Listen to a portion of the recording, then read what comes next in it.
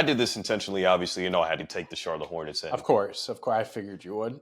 talk about them in this regard. Point number one, I'm sure every Buzz City fan knows this well. Health is indeed wealth. That's very important.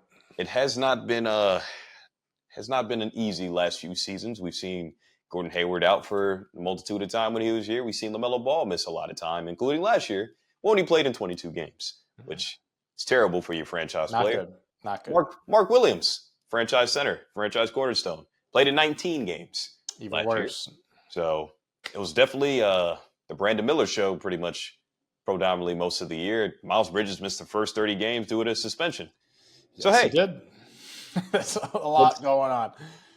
Let's all just try to stay healthy here in Charlotte, Stay away from, all these different off-court distractions like, hey, domestic violence is crazy, and Miles is not right for doing that. That sucks. James Bouknight a few years ago had a DUI, got caught sleeping in a car with a gun, and it's just, guys. Yeah, can't do, stop. Please. Don't be fucking idiots. I don't know what's in the water out here, but whatever it is, I don't want to drink it. So no, I'm staying away from the Charlotte water. Let's just, try to stay healthy, stay out of trouble is definitely point number one. We have something nice in place, which brings me to point number two. LaMelo makes second All-Star game, and Brandon Miller has to take a similar kind of leap, an All-Star level kind of leap. LaMelo was a one-time All-Star. Be it a replacement or not, his name got called. He was an All-Star. At the end of the day, I'll say All-Star in his resume. So he got to suit up in Cleveland to go play in that big game, his first one at 21 or whatever it was. So hey, super young, signed a max extension a couple years back. The dude's talented. There's no denying that. Now he has to show us that he's committed to winning. As for Brandon Miller, this guy has the potential to lead the team in scoring this upcoming season. I know there's not a whole bunch of talent on there. He averaged 16 last year, 17? 16.9, right? Just a hair under 17 or something like that. So the versatility is there. The Paul George mold is there. His favorite player to actually become and blossom into your own in a smaller market franchise, just like how Paul George did in Indiana. Except this team has the potential to be better than those Indiana squads if it grows properly in the right way, because those are the two cornerstones, the two faces. Miles Bridges is no scrub. Mark Williams could be a good defender at the rim. We drafted Tajon Salon. I know I'm butchering his name probably, but I'm interested to see where that kind of goes. There's a few nice young pieces. Seth Curry came back to the squad. Taj Gibson signed. There's promise. There's hope. In order to fulfill those things, you got to stay healthy in order to reach all those other goals. So I'm calling a play-in kind of team. We won 21 games last year.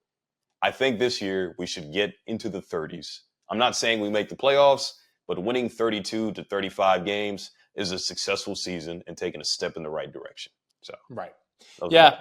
Yeah, no, I agree. I think, that it can be said about a lot of teams. Health is the most important thing. Off court issues.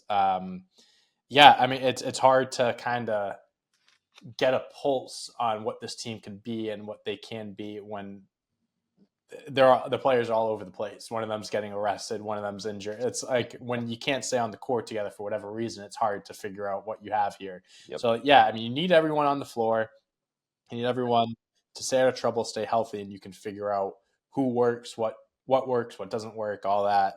And it starts with LaMelo and Brandon Miller. LaMelo just needs to stay healthy, and Brandon Miller had a really good rookie season. Granted, to be said that he had a really good rookie season with all that stuff going on around him. So he was really able to take advantage of more shots and stuff like that, and really had more. He was one of the leaders, one of the best players because he had to be last year. So, that could really help his development. But how is he going to go into next season when everyone is healthy? How is he going to play next to LaMelo? How is his shot selection or, just amount of shots he takes in general? How is that going to be affected? First year head coach too, with your boy Charles Lee. So new head coach. So there's Charlotte.